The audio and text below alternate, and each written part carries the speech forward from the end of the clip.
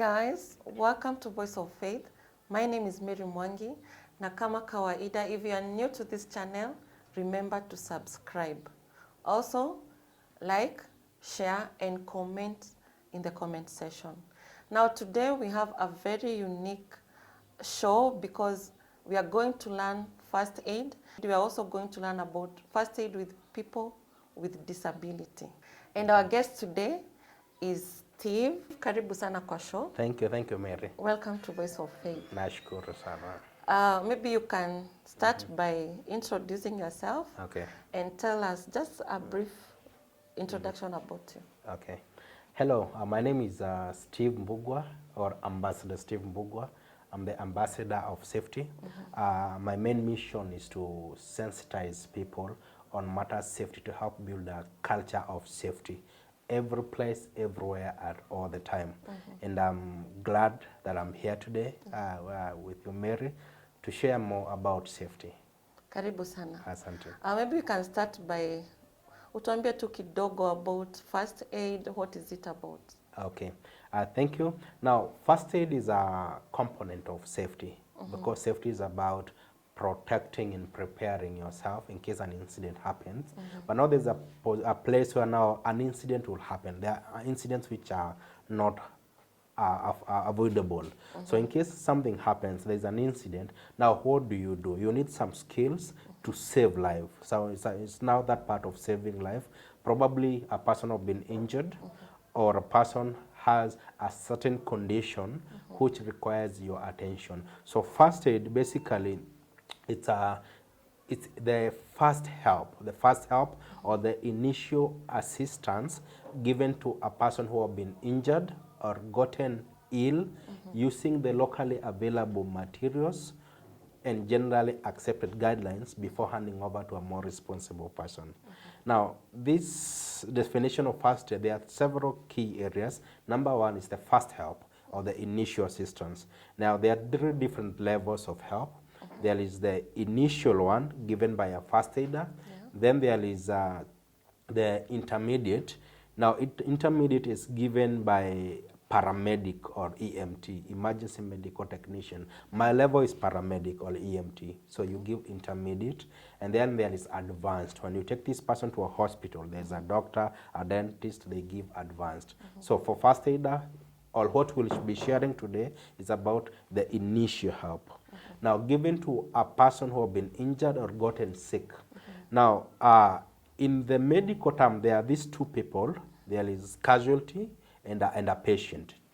A casualty is a person who has been injured and requires urgent medical attention. For example, ukianguka hapa chini umegongwa hapa, ama umekatwa, ama una nosebleed, ama umefaint, you become a casualty. But now, a patient is a person who has been admitted or undergoing treatment. Either he or she is in an ambulance or is in the hospital, or the doctor amekuja hapo kwa scene. Now, so for a first aider, ama hapa tutakuwa tunadeal na casualties, not patients. And you do this using locally available materials. Si kila wakati tutakuwa na first aid kit, ama utakuwa na anything ya kusaidia mtu. And that's why leo hatuna first aid boxes and all that. Because incidents haikwambiagi itakuja wakati fulani, so most of the time itakupata haujajipanga. Mtoto amefaint, mtoto amepata ana convulse, ama mtu ana nosebleed, you may not have anything, so lazima ulearn ku improvise, kutumia what is available for you. And then you use the generally accepted guidelines. Every condition in first aid has some guidelines ambazo tutaziona, and this applies internationally. So what we are learning here, ukienda US, UK, Australia, those are the same guidelines. Tunakwambia mtu aki nosebleed, do this, do not do this. And then you hand over to a more responsible person baada ya kufanya first aid. Inaweza kuwa umeita ambulance, imekuja, you hand over. Inaweza kuwa umempeleka hospitali, you hand over. Inaweza kuwa mtu ambaye ako more informed than you amekuja, you hand over. Also, Steve, this training is important kwa sababu kulingana venye ume-explain, nimeangalia now even not just the people born differently, but also incidents inaweza kuwa of help Yeah. kwa incidences za accident. Sure. Because there is an accident, maybe ni head-on collision, you don't have anything. Yeah. So you're supposed to act. Sure. Yeah, and so it's a skill. It's a very important skill. It's a life-saving skill and a basic skill ambayo every Kenyan, not only every Kenyan, every person is supposed to have these skills. The same way we know how to brush our teeth, brush our shoes, cook, wash. First aid is a very basic skill. You never know when you'll need to help a person who is even probably is choking. Maybe it's your child who is choking or your neighbor. You need to help that person. You've gone for swimming. Somebody is drowning. You need to know the basics. What do I need to do to save this life? Maybe it's your fiancé. You are swimming together in Mombasa, whatever it is. Then something happens. You need to have basics. What am I supposed to do? Yeah. Now, maybe you can take us through the levels of first aid. Yeah. Now, first aid is divided into two major levels. Now, there is the first level is emergency. We call it emergency first aid, or basically emergency scene management. Now, an emergency scene management, this is basically about how to manage an incident. An incident is a happening or an occurrence. Let's say there is a road traffic accident, collapsed building, there is a case of gas leak and people have been poisoned around. There is terror attack, shooting. You saw the other day what happened in Tanzania. Somebody went and started shooting people. So how do you manage that scene? You're there. What do you do to save your life and to save the life of other people there? Then the other level is casualty management. There are two types of casualties. There is conscious casualty and unconscious casualty. And also we'll also, as we go on, we'll see the different types of unconscious and the different type of conscious casualties. Yeah. Great. So where do you start now? We can proceed, yes. Now there is aims of first aid. Why do we give first aid? Now, as we move on, there is, because I believe there are people making notes, also there are some acronyms that we will give, which you can always remember. Like now, aims of first aid, the first aim is preserve life. The reason why we are learning first aid or why we offer first aid is to preserve life, to save lives. Number two is to preserve worsening of the condition. If somebody is bleeding, when you come and stop bleeding, you prevent worsening of the condition. If somebody is having an asthma attack and is still there where there is the trigger, maybe the smoke, dust, when you remove that person from that place and you have the person start having normal breathing, you prevent worsening of the condition. And then there is to promote recovery. Let's say a person has fainted, you help the person, then you see the person start recovering, open the eyes, then gain consciousness. Or somebody was convulsing, epilepsy, then you help the person, you'll see the person start recovering. So you're promoting recovery. Even taking the person to the hospital is promoting recovery. So aims of first aid, preserve life, prevent worsening of the condition, and to promote recovery. 3 P's: preserve, prevent, promote. So always remember that aims of first aid. And when you giving first aid, you do it, the objective of giving first aid is to be able to respond to an incident and attend to a casualty in a manner that is prompt, safe, and effective. Prompt in a way that, let's say somebody stopped breathing, you have to be very fast to restore the breathing. So you have to be very fast to know what to do and make the right decision very fast. There is a road traffic accident. So you need to know, what am I supposed to do very fast to save lives? So prompt. Number 2, safe. Safety starts with you. So I have to be safe when dealing with this person. I have to ensure the people coming here, they are safe, and I have to ensure this person who you are taking care of is also safe. And then effective, so that you're doing the right thing. We said in the introduction part, we said that first aid, there's somewhere we said using the generally accepted principles or guidelines, so that when you use them, you'll be doing it effectively. Now with that, you'll be able to save lives. Now, Steve, before we go to disability cases,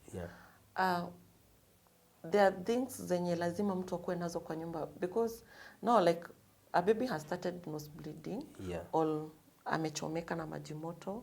Is there things that I'm supposed to ensure that ziko kwa nyumba in case these things happen?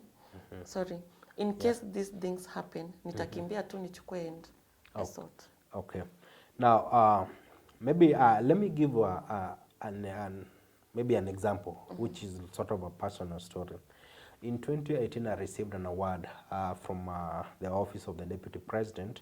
I had responded to 257 incidents across the country, and so they were awarding the best of emergency first responders, and I happened to be one of the best by then.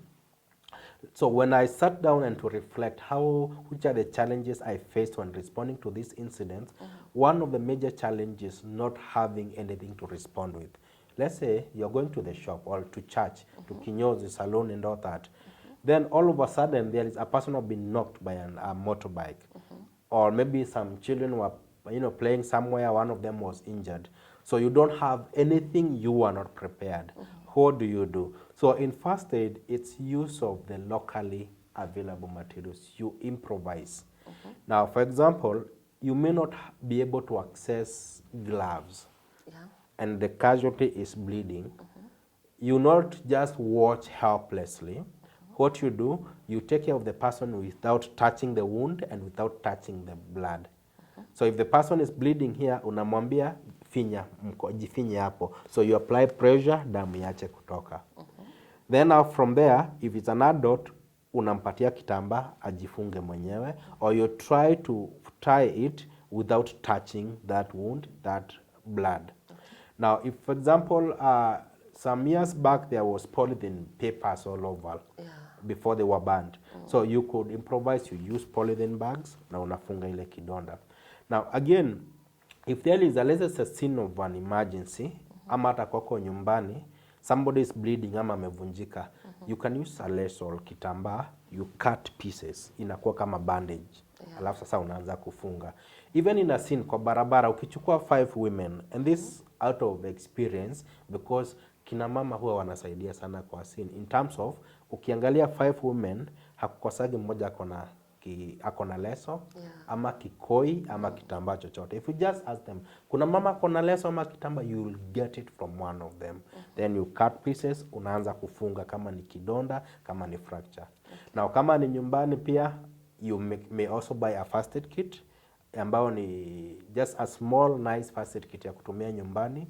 There are other things also which are important, like later on tutaona maybe mtu akigongwa kichwa, utahitaji kutumia ice cubes to reduce the pain and swelling, ama mtu akiteguka. And if you don't have ice cubes, maji baridi, unachukua kitambaa unaweka kwa maji baridi, inakuwa kama tu kazi ya ice. Utatumia chumvi, unajua kuna kwenye tulielewa uko naambiwa mwagilia chumvi. Now, unfortunately though we have been using salt, I think in Africa there is that notion like ukiona kidonda, chumvi. You're not supposed to use it. Okay. Salt dehydrate the kidonda. Sasa alafu inaharibu vessels kule ndani, inaanza like kucrack. Yeah, the same way pia kidonda for a deep cut, kuna watu wanakimbia wanamwagilia Dettol ama surgical spirit. Haufai kutumia hizo kwa deep cut. Hizo zinakuwa za superficial. Mtu amegwarwa ndio unapanguza nayo, si kumwagilia kwa kidonda. They have effects zikiingia kule ndani. Steve, I'm sure sio mimi tunaona some mistakes. But this is a learning show whereby sisi wote tutasoma. Now, what next? Now, we go to the levels of first aid. We go to the first level, emergency scene management. How do I manage the scene? Umefika kwa nyumba, mtoto ameanguka na piga nduru. Si kukimbia tu pale mahali yuko. Huenda labda kuna mtu ameingia kwa panga. So unasikia mtu anapiga nduru, unakimbia kusaidia na yeye anatoka na kukata. Ama unapata mtu amecollapse jikoni, wewe unakuja tu unaanza kumsaidia pale, na maybe kuna gas leak, inhale gas mpaka akacollapse. Wewe umefika pale unaanza kumuita, unamsaidia, you start inhaling the gas bila kujua. The next thing, you become a casualty there. So when there is a casualty, umepata tu mtu amecollapse, hata kama ni mtoto ama mtu mzima, you have to manage the scene, and these are the procedures. Number 1, you assess the situation.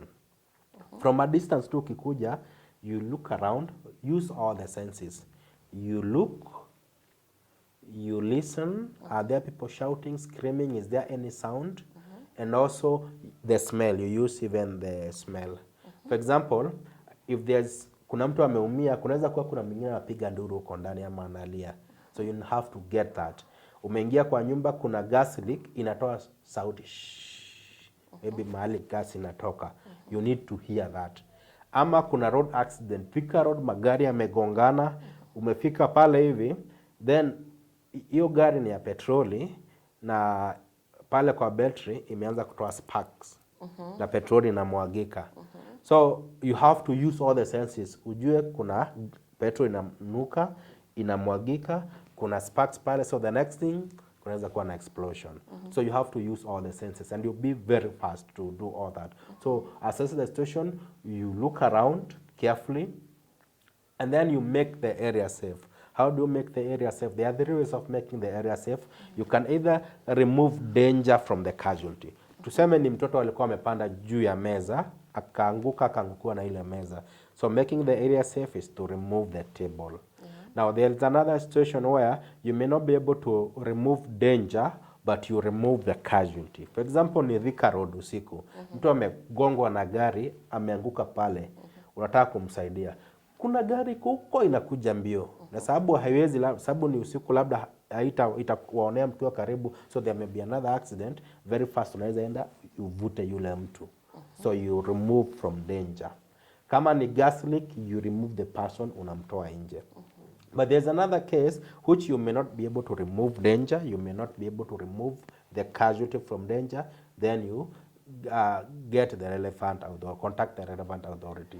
Like now I'm just imagining, there is kuna isai kuna lot incidences za tank ya mafuta.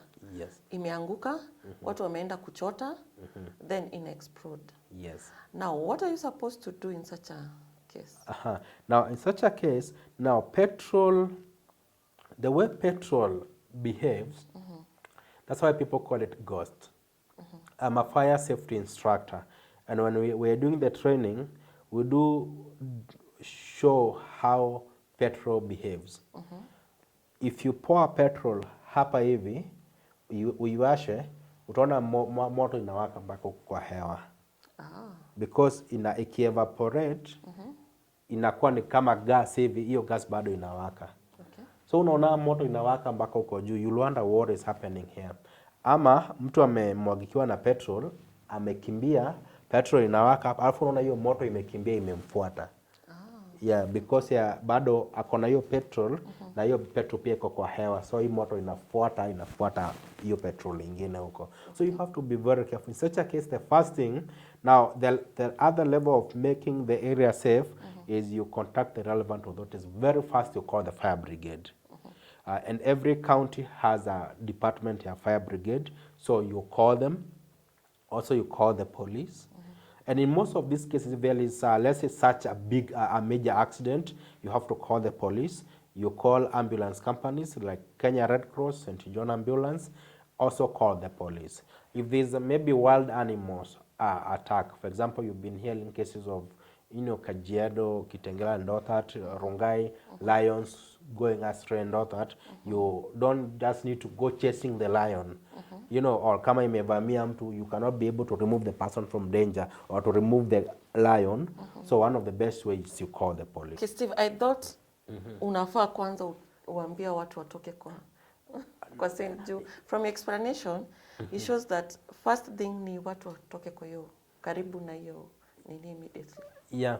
Now normally there is what we call a mass casualty incident. We call them MCI. So for mass casualty incident management, the first thing that comes to your mind is emergency help. Because you never know the magnitude of this incident and how worse it will be.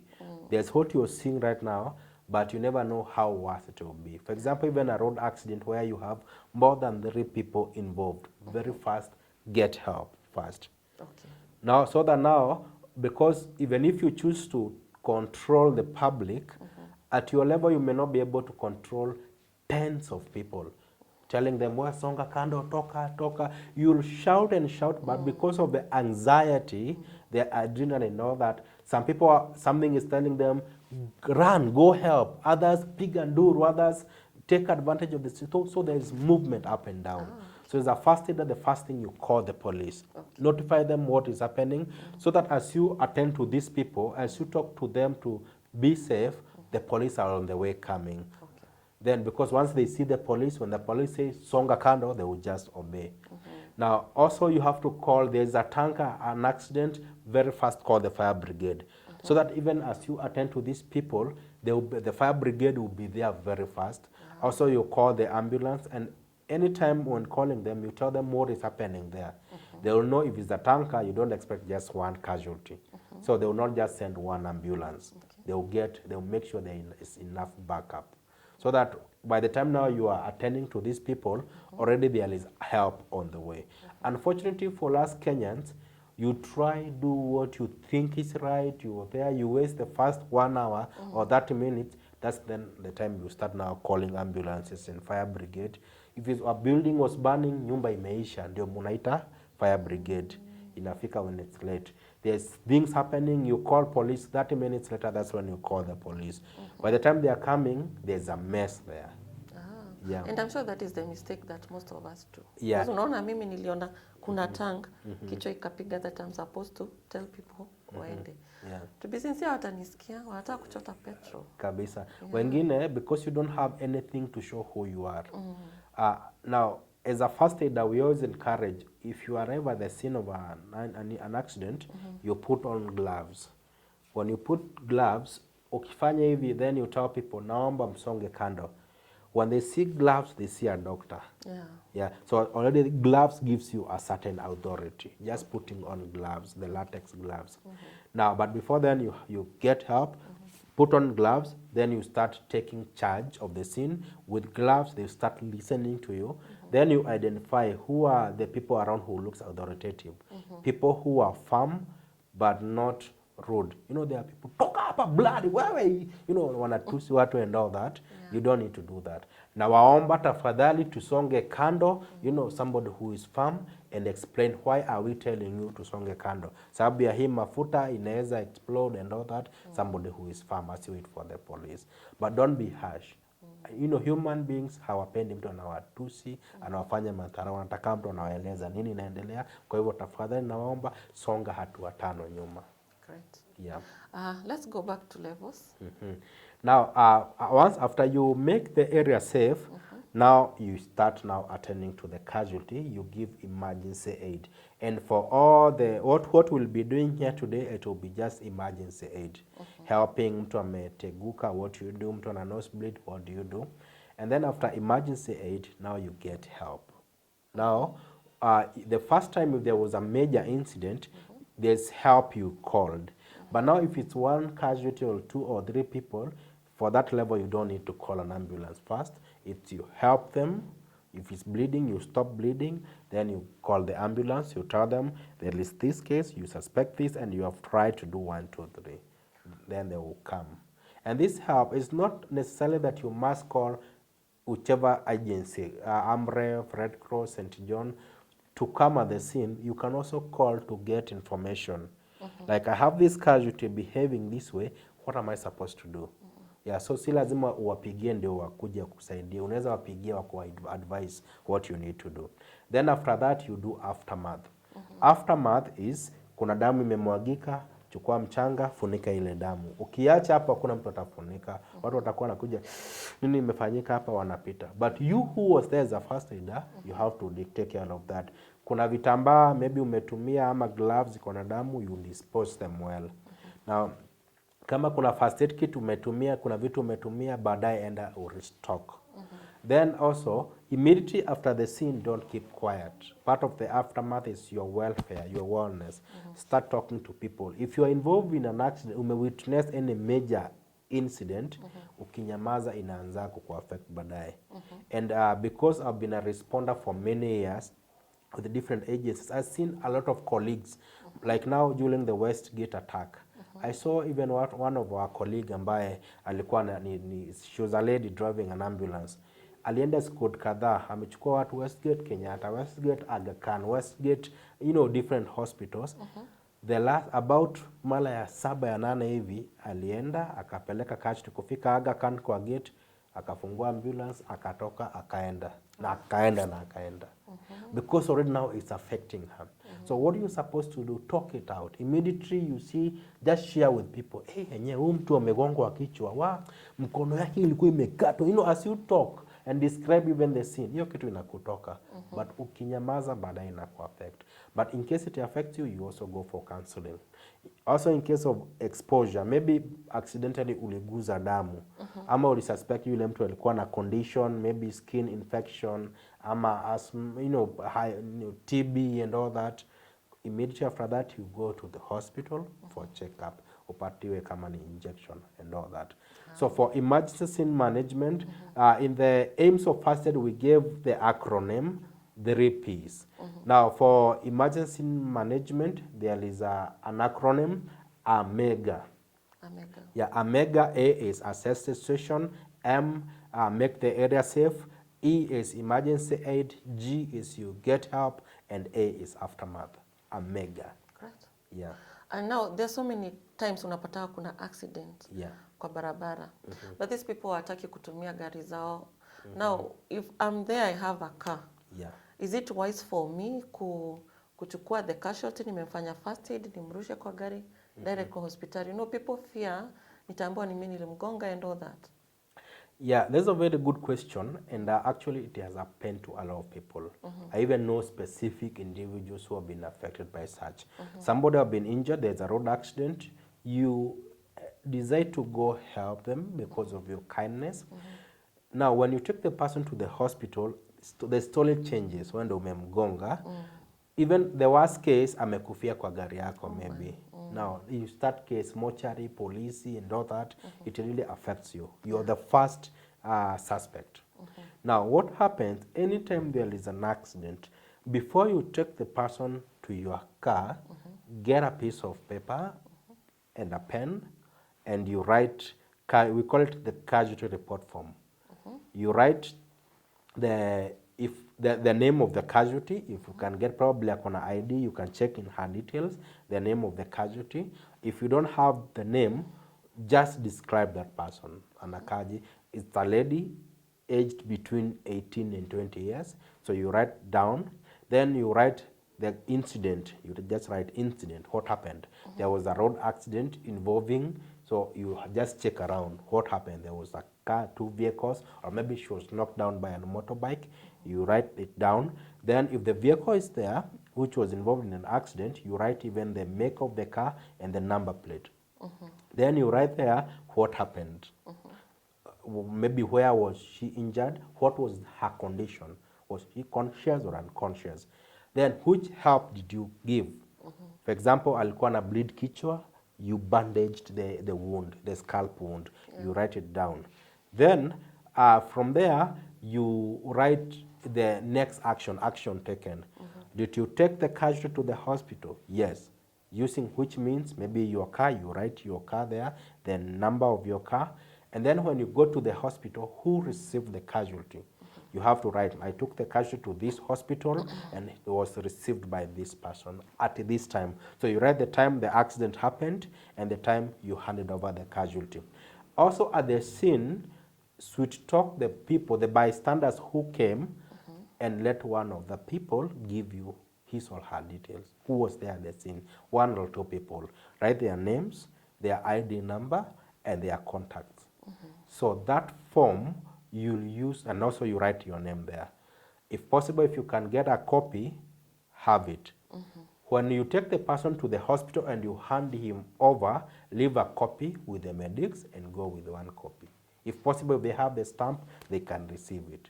So later on, in case stories come, you are the one who knocked the person, you have all the information there. Yeah. And it is recognized in... Yes, yeah, it's recognized. Even any first aid, even for me, I always have a notebook. It's always here. Incident happens, you have to record that and keep it. Great. Yeah.